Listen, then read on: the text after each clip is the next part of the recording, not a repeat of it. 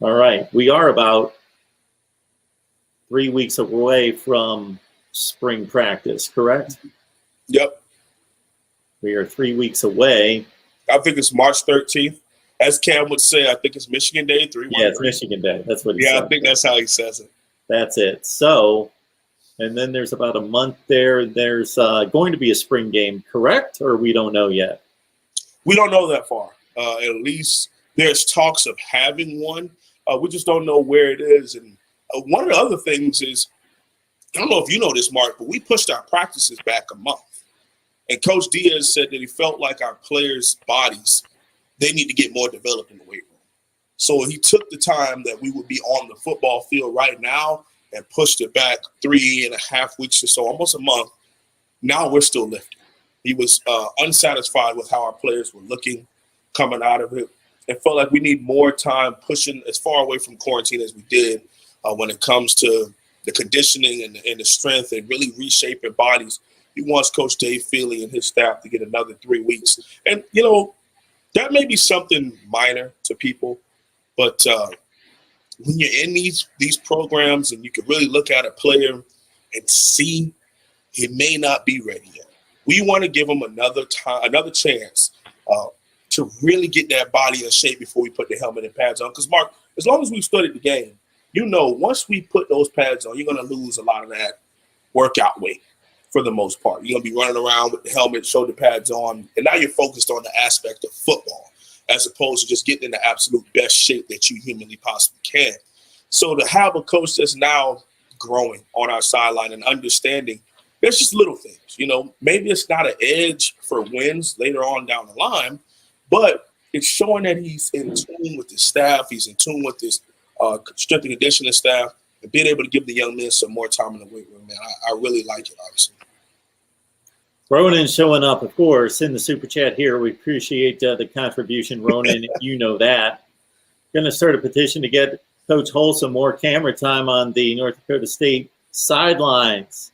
Everyone head on over and support Mark on Patreon, 16 cents a day. Keep up the great work, guys. Go Canes. Yeah, you can hang out with Ronan. You got George. You got all sorts of I appreciate good people over there. But I'm actually pretty happy where I am up in the booth, man. But we'll see this upcoming fall. Maybe some changes happening, and, you know, we'll see what happens. We'll see what happens. Also, when I saw a list on 247 Sports this week, and that is typically a pretty respectable outfit, that listed Manny Diaz as the best head coach in Florida as a recruiter. It listed the head coaches in Florida, went all through the Power 5 3, Florida State, Miami, into UCF, FIU, FAU, and there were 7 total schools, South Florida included, of course, and their rating was that Manny Diaz was the best recruiter, above Gus Malzahn, above Mike Norvell, above Dan Mullen individually, or I don't know if they were rating his ability to put together a staff that could recruit better than anybody else, but had him at the top of the Sunshine State. I think that's a great thing to have, honestly. And I think it may be true because if you look at Coach Norvell, he's coming from a small school where they really recruited 2 and 3 stars, and it was based on their schemes and systems. Okay, they put them at Memphis. They put you out in open space and tear you to shreds. They played a really good defense to where it was kind of like a 4-2-5 nickel majority of the time. So it was kind of based on the schemes and the coaching because you weren't going to get the big 4 or 5-star players out of Memphis. Okay, you look at Coach. What's the Florida's head coach? Why do I always do this? Norvell? No, that's Tallahassee. Florida. Mullen. Dan Mullen. Now, Dan Mullen, this man's football IQ. Good God. Yes, bringing in the players is one thing, but the way that he can scheme and coach up and truly build. He was on my short list of bringing to Miami, but you know how Miami fans are. He's a Gator. We don't want him here. Our program would be in so much better shape. This guy went to Mississippi State and built something. A lot of respect goes to Mullen for me. I think he's one of the best coaches in college football right now, as far as X's and O's, grease board, how to build something from the ground up, tearing it down and rebuilding it. He's big time. And that now, if he can go get him a real defensive coordinator, then you might see a different thing up there in Gainesville. But he's not really a recruiter. He doesn't really have a lot of recruiters on his staff. He wants to have the best program, and it kind of recruits itself. All right. Coach Manny Diaz, we got a bunch of recruiters, and the last couple of years, we just didn't have either. Offensively, we got developers and recruiters. Defensively, we're just living off of the Manny Diaz history and what we did on that side of the ball the last couple of years. Because now we're bringing in a T-Rob. Now you bring in, you had T-Will for a little bit, but you bring in Coach Jess Simpson. Those are big-time recruiters. And then Coach Ishmael that we just brought in right now is pretty good, and his player personnel. So that type of stuff is big time. And who else did you talk about? Gus Malzahn. Well, Gus just got there. And when Gus was at, Coach Malzahn, when he was at Auburn, they, yet again, 3-star, maybe 4-star, but that's it with that. Oh, yeah, when I first saw, what did you see?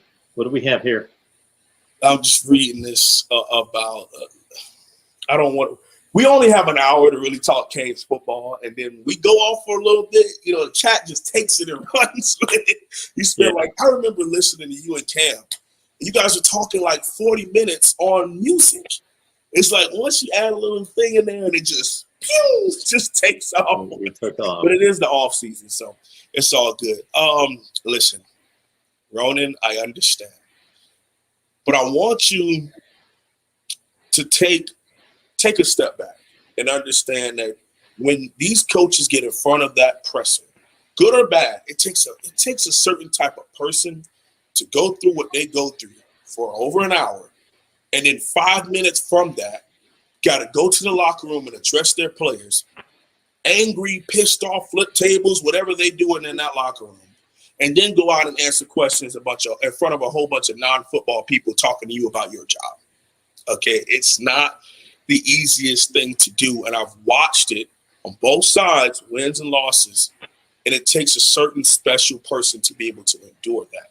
Yes, Coach Dan Mullen has a couple of issues, every year with some crazy stuff that he says, but at the end of the day, that's the type of coach you want at Miami, an a-hole, okay, because you literally have to be that to the rest of college football because, let's be honest, they don't want to see you have success.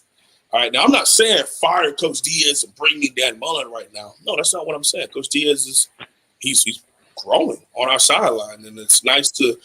Last year, the conversation has changed. Every offseason, he gets better.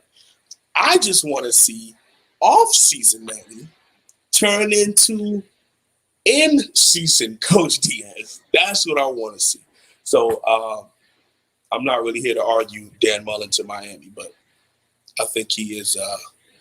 He's a top 5 coach, top 6, 7 coach in college football.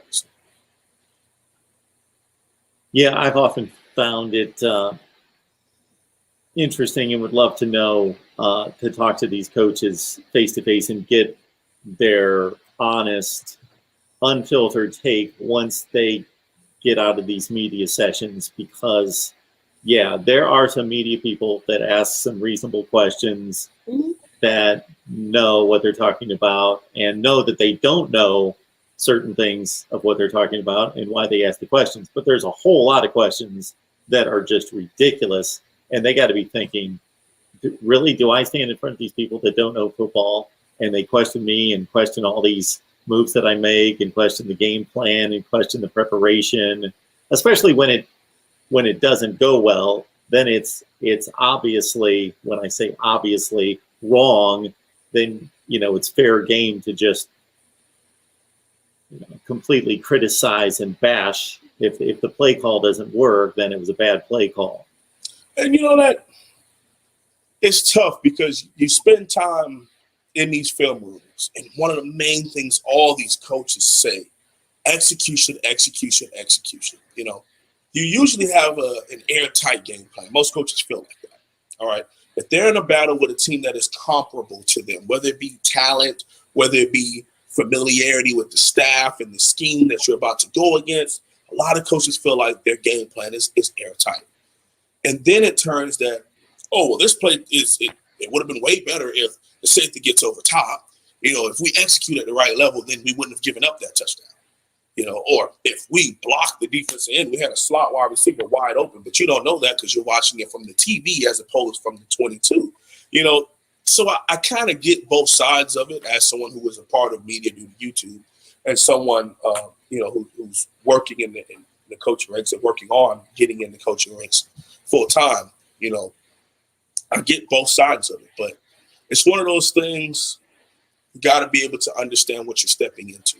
You got to understand that I have to take my deep breath and understand I'm representing an institution. I'm representing my entire program when I stand in front of these cameras and I'm speaking. So you can't flip off the lid and go off on some media guy or girl just because you're mad about the outcome of the game. You got to be very careful.